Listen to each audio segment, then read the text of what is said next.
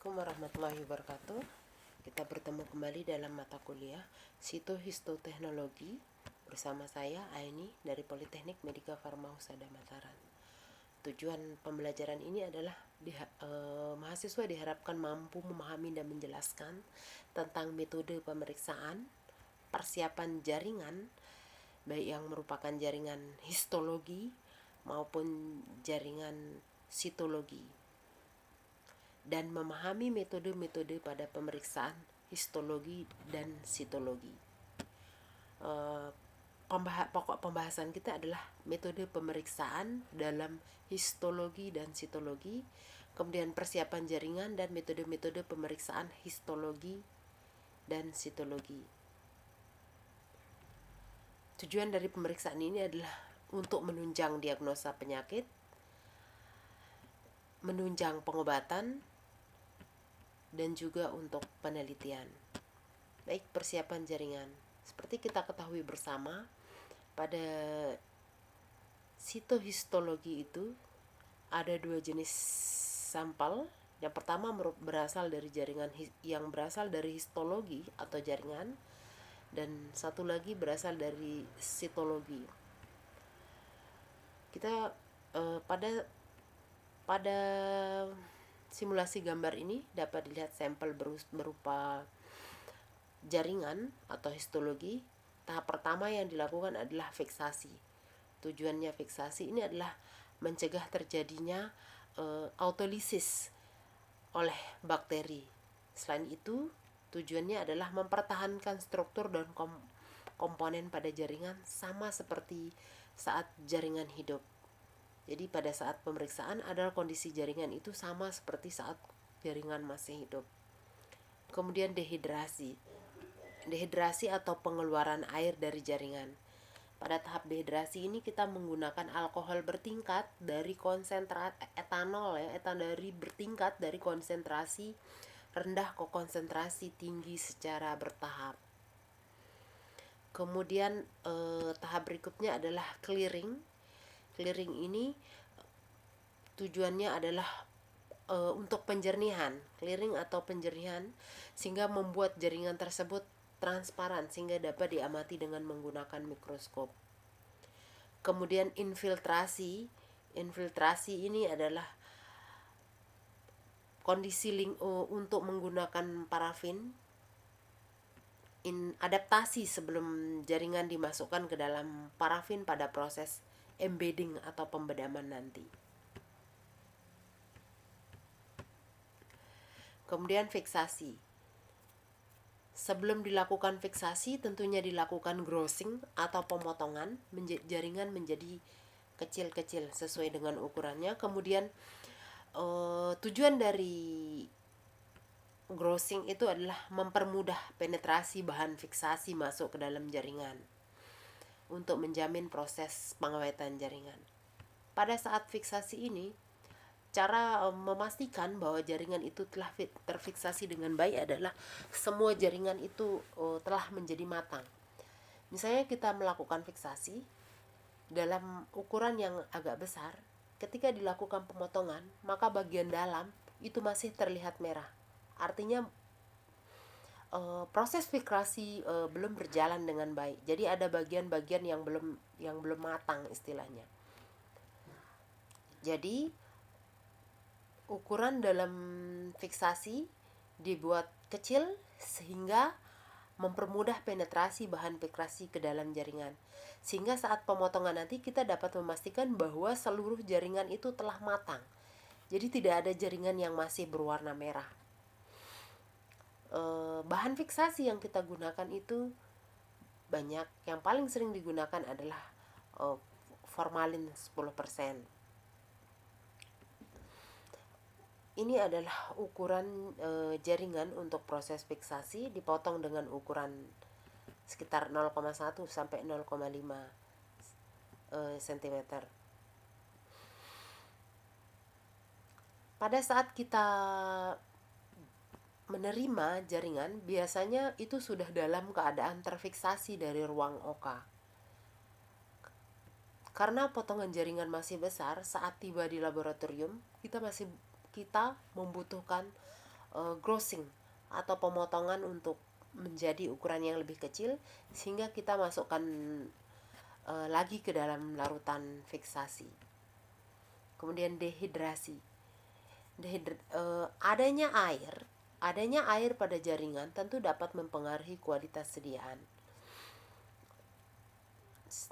sehingga nanti pada proses embedding air itu juga akan menyebabkan tidak dapat bercampur dengan parafin, sehingga air dalam jaringan ini harus dikeluarkan. Proses pengeluaran air dari jaringan ini adalah disebut dengan dehidrasi. Larutan dehidrasi yang sering digunakan adalah etanol atau etil alkohol. Dehidrasi ini dilakukan dengan menggunakan alkohol bertingkat, mulai dari konsentrasi rendah ke konsentrasi tinggi. Ya, volume untuk perendaman pada saat dehidrasi itu adalah sekitar 10 kali ukuran jaringan.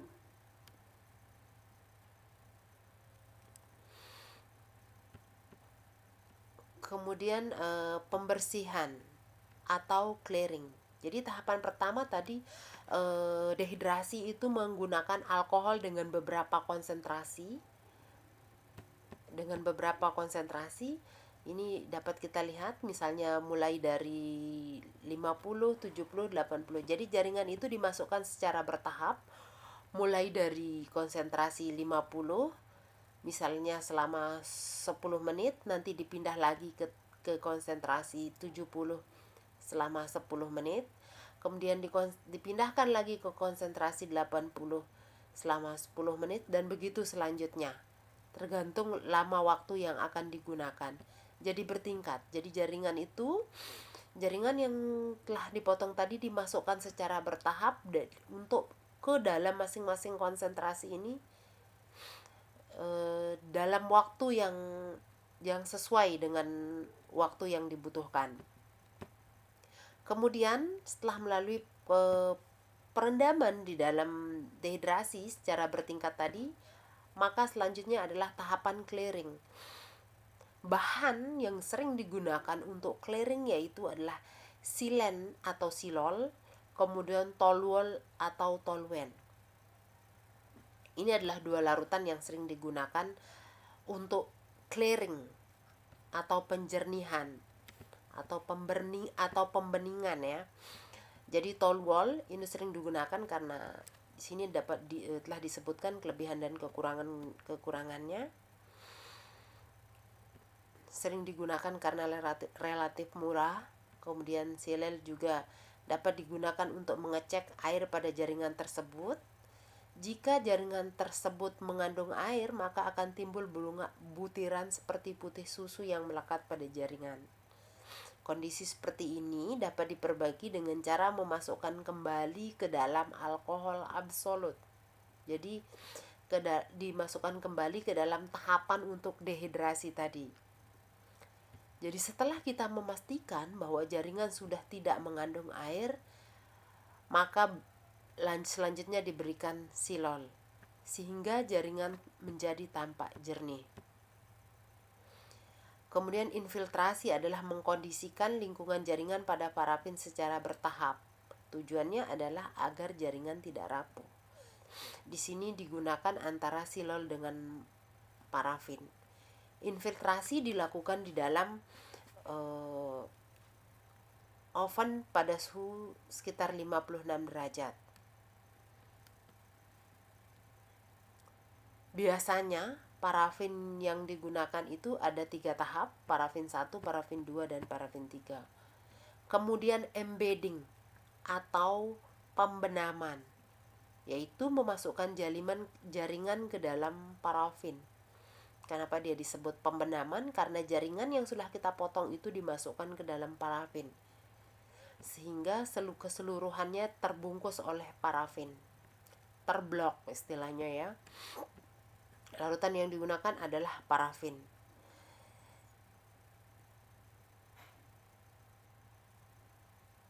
Parafin dituangkan caranya ke dalam kotak sampai penuh, jangan sampai terjadi gelembung udara.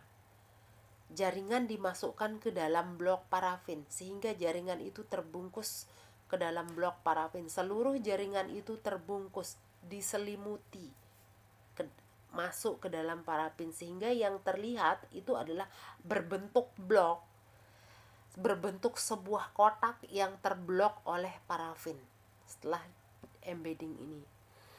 Nah, ini adalah hasil dari embedding. Jadi ini adalah yang berwarna coklat-coklat, ini adalah jaringan kita. Yang putih-putih ini adalah setelah jaringan dimasukkan ke dalam blok parafin sehingga dia terbentuk kotak yang dimasukkan ke dalam kaset.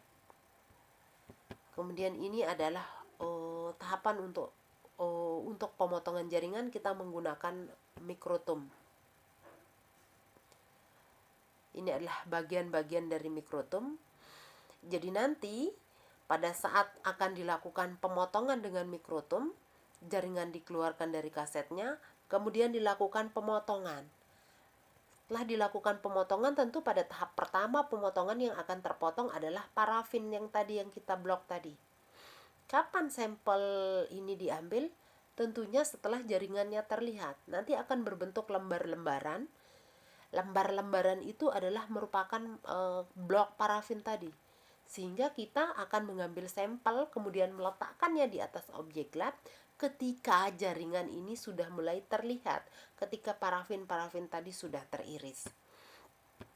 Nah, kemudian setelah jaringan tadi terlihat bagian yang akan kita ambil, kemudian jaringan tadi diambil dengan pinset, diletakkan di atas water bath, kemudian ditempelkan di atas objek glass,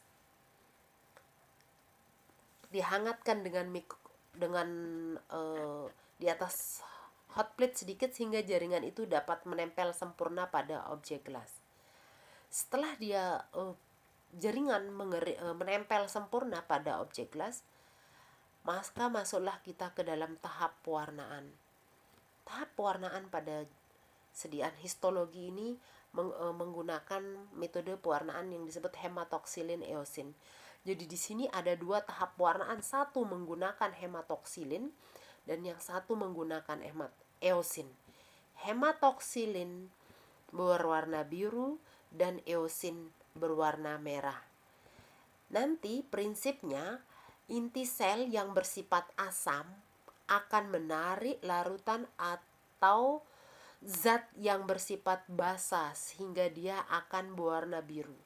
Jadi nanti saat pengamatan di bawah mikroskop, inti sel itu akan berwarna biru karena dia menarik zat warna yang bersifat asam, yaitu hematoksilin.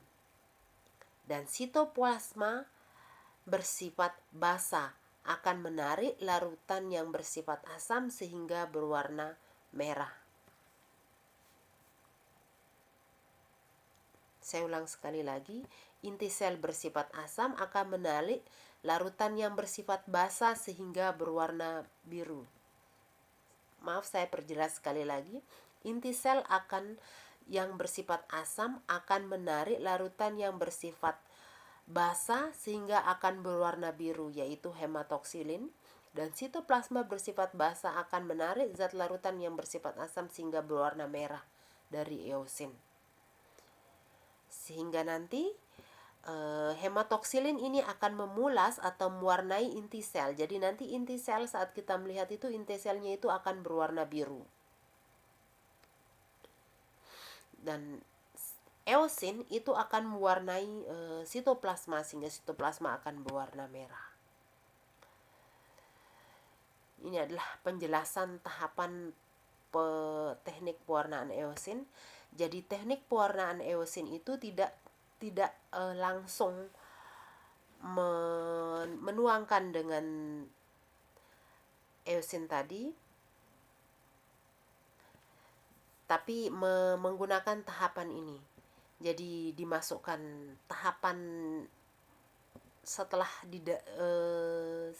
jaringan tertempel di atas objek gelas, maka tahapan-tahapan ini untuk pewarnaannya. Tahapan-tahapan yang pertama adalah kita deparafenisasi, kemudian pewarnaan satu dengan memberikan hematoksilin, kemudian bluing untuk memperjelas warna biru, kemudian yang berikutnya adalah pemberian warna eosin, kemudian perlekatan, kemudian dehidrasi, dan mounting. Pada nanti, akhirnya, saat kita melakukan interpretasi kualitas sediaan, kita dapat melihat sediaan itu telah diwarnai dengan baik jika tidak ada tumpukan-tumpukan cat. Kemudian inti telah diwarnai, sitoplasma juga telah terwarnai dengan baik. Sekian untuk pertemuan kita pada materi ini. Assalamualaikum warahmatullahi wabarakatuh.